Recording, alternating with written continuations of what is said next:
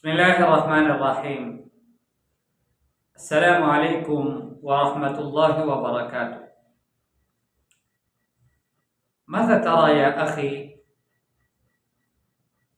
هل تظن أنك ستبقى إلى الأبد؟ أما قرأت قول الله تعالى: كل من عليها فان ويبقى وجه ربك ذو الجلال والإكرام. ألم تقرأ قول الله تعالى: كل نفس ذائقة الموت وإنما توفون أجوركم يوم القيامة فمن زحزح عن النار وأدخل الجنة فقد فاز. كلنا سنموت. الموت لا مهرب منه، الموت لا مناص منه ولا مفر منه، الموت لا بد منه.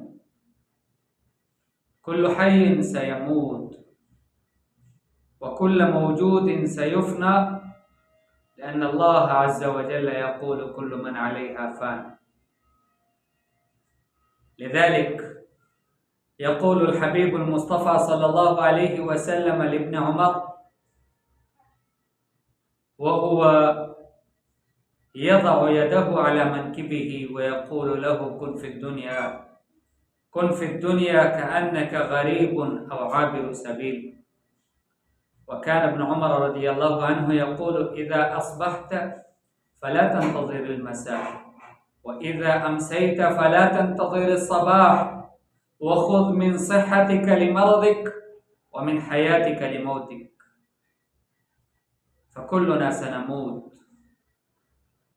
هذه الأيام الله عز وجل يقول: والفجر وليال عشر والشفع والوتر. لابد أن نكثر من التسبيح والتحميد والتكبير في هذه الأيام المباركة، ونكثر من قولنا: الله أكبر الله أكبر، لا إله إلا الله والله أكبر، الله أكبر ولله الحمد. السلام عليكم ورحمة الله وبركاته.